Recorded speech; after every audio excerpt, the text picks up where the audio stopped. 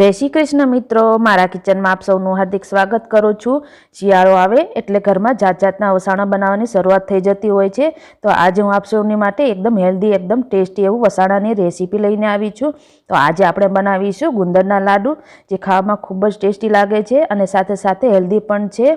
खास करीने शियाळामां आ लाडू खावाथी आखा वरस माटे शरीर में शक्ति, स्फूर्ति और ताजगी बनी रहे छे अने हेल्थ माटे खूब ज उपयोगी छे। तो तमे आ लाडू नाना बाळकोथी मांडीने घરના બધા લોકોને ખવડાવી શકો છો અને એકદમ હેલ્ધી પણ છે અને ઝડપથી પણ બની જાય છે। બનાવતા બિલકુલ વાર નથી લાગતી અને પરફેક્ટ માપ અને પરફેક્ટ ટિપ્સ સાથે આજે હું તમને આ લાડુ બનાવતા શીખવાડીશ। તો ચાલો આ ગુંદરના લાડુ બનાવવાની રેસીપી જોઈ લઈએ। રેસીપી સારી લાગે તો ચેનલને સબસ્ક્રાઈબ કરજો અને વિડીયોને એક લાઈક જરૂરથી આપજો। तो आ लाडू बनावा माटे परफेक्ट माप होवुं खूब ज जरूरी है। तो एना माटे कोईपण एक कप के वाटकी सेट करी लेवानी छे। तो अहींया हूँ एक वाटकीना मापथी आ रीते एक वाटकी करकरो लोट लई लीधो छे। तो हवे ए ज वाटकीना मापथी आपणे बधुं माप लेवानुं छे। तो ए ज वाटकीना मापथी आपणे एक वाटकी घी लई लईशुं अने एक वाटकी आपणे अहींया गोळ लई लईशुं। अहींया अमे देशी गोळ लीधो छे अने एने सरस रीते छोलीने लई लीधो छे, जेथी करीने लाडू बनाववामां सरळता रहे।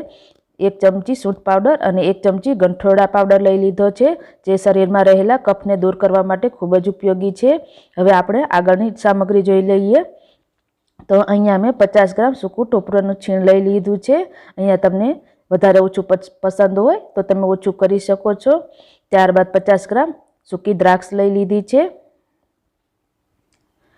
50 ग्राम बदामना टुकड़ा और 50 ग्राम काजूना टुकड़ा लई लीधा छे अने 50 ग्राम अहींया बावळनो गुंदर लई लीधो छे, जे नाना मोटा सौ खाई शके छे, बिलकुल नड़तो नथी। तो अहींया गुंदर ने तमे तमारा टेस्ट प्रमाणे वधारे ओछो करी शको छो। हवे आपणी सामग्री बधी तैयार छे। तो हवे आपणे लाडू बनाववानी शरूआत करी दईए। तो एना माटे आपणे एक जाडा तळियावाળી कढ़ाई लई लईशुं।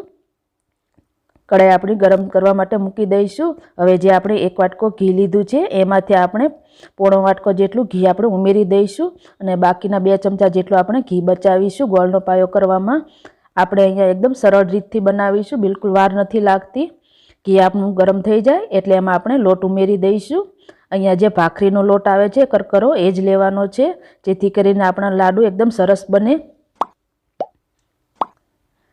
હવે આ લોટને આપણે ધીમા ગેસ ઉપર સતત હલાવતા રહેવાનું છે જ્યાં સુધી એનો સરસ કલર ચેન્જ ન થઈ જાય।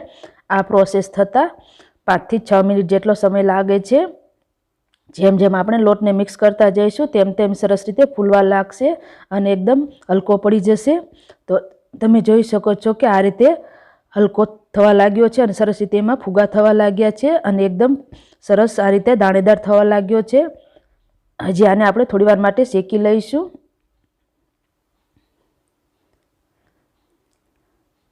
હવે અહીંયા 6 મિનિટ જેટલો સમય થઈ ગયો છે। તો આપણો લોટ સરસ રીતે શેકાઈ ગયો છે અને સરસ કલર પણ આવી ગયો છે અને એકદમ આ રીતે ઘી છૂટું પડવા લાગ્યું છે અને એકદમ દાણેદાર આપણો લોટ બની ગયો છે અને આ રીતે સાઈડમાંથી સરસ રીતે તેલ પણ ઘી પણ છૂટું પડવા લાગે છે। તો હવે આપણો ઘઉંનો લોટ સરસ રીતે શેકાઈ ગયો છે। તો હવે આમાં આપણે આગળની પ્રોસેસ કરીશું। અહીંયા આપણે આ લાડુ બનાવવા માટે ગુંદર अलगથી તળવાની બિલકુલ જરૂર નથી। આ લોટ શેકાઈ જાય એટલે એમાં આપણે ગુંદર એડ કરી દેવાનો છે। તો એમાં આસાનીથી આ ગુંદર તળાઈ જશે। જો તમને આ રીતનો આખો ગુંદર પસંદ ના હોય તો તમે એનો પાવડર પણ કરી શકો છો અને પાવડર એડ કરી શકો છો। અહીંયા આ લાડુમાં આ રીતના આખો ગુંદર સરસ લાગે છે। તો હું આ રીતે શેકી લઈશ અને આ લોટ ગરમ જ હોય છે અને સરસ રીતે ઘી પણ છૂટું પડેલું હોય છે એટલે આપણે ગુંદરને અલગથી તળવાની બિલકુલ જરૂર નહીં પડે। તો આ રીતે લોટમાં જ ઉમેરી દઈશું એટલે સરસ રીતે આપણો ગુંદર ફ્રાય થઈ જશે। તો બધો ગુંદર સરસ રીતે આપણો ફૂલીને તૈયાર થઈ ગયો છે।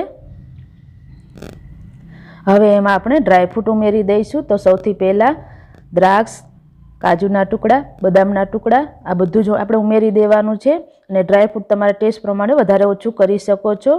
અને સૂંઠ પાવડર અને ગંઠોડા પાવડર બંને પણ ઉમેરી દઈશું આપણે। હવે આને એકવાર મિક્સ કરી દઈશું। અહીંયા આપણે ગેસની આંચ એકદમ ધીમી જ રાખી છે। થોડું મિક્સ કર્યા બાદ આપણે એમાં ટોપરાનું છીણ પણ ઉમેરી દઈશું। ટોપરાનું છીણ ઉમેર્યા બાદ આપણે ગેસ બંધ કરી દઈશું અને સરસ રીતે મિક્સ કરી દઈશું। અહીંયા આપણું મિશ્રણ ગરમ જ છે અને કઢાઈ પણ સરસ રીતે ગરમ છે, એટલા માટે આપણે આ બધું 1 મિનિટ માટે સરસ રીતે મિક્સ કરી દઈશું। આપણા ગરમ મિશ્રણમાં કાજુ બદામ અને ટોપરું બધું સરસ રીતે શેકાઈ જશે અને સરસ રીતે આ બધું મિક્સ થઈ જાય છે। હવે આપણું મિશ્રણ તૈયાર થઈ ગયું છે। જો તમને ગુંદર આખો ના પસંદ હોય તો આ રીતે તમે એક ગ્લાસની મદદથી આ રીતે થોડો હલકો દબાવી દઈ શકો છો, પરંતુ આ રીતે ક્રન્ચી સરસ લાગે છે એટલા માટે હું વધારે નહીં દબાવું। જો તમને પસંદ ના હોય તો તમે સરસ રીતે દબાવીને તૈયાર પણ કરી શકો છો। હવે આ મિશ્રણને આપણે એક મોટા વાસણમાં લઈ લીધું છે। તો હવે આપણે ગોળનો પાયો કરી લઈએ। તો ગોળનો પાયો કરવા માટે એ જ કઢાઈને મેં સરસ રીતે સાફ કરી લીધી છે। હવે બાકી બચેલું આપણે ઘી ઉમેરી દઈશું।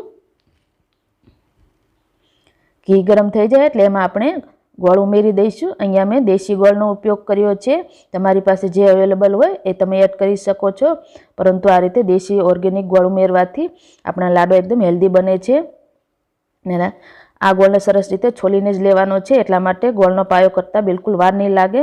માત્ર આપણો ગોળ સરસ રીતે મિક્સ થઈ જાય અને ગાંઠો ન રહે એ રીતનો જ બનાવવાનો છે, આપણે કોઈ ગોળનો પાયો લાવવાની બિલકુલ જરૂર નથી। તો આપણો આ ગોળ સરસ રીતે ઘીમાં મિક્સ થઈ જાય અને એકદમ સરસ થઈ જાય લીચો, ત્યાં સુધી સરસ રીતે મિક્સ કરી દેવાનો છે, બિલકુલ ગાંઠો ન રહે એ વાતનું ખાસ ધ્યાન રાખવું। તો આ રીતે ચમચાની મદદથી તમે દબાવીને સરસ રીતે ચેક કરી શકો છો।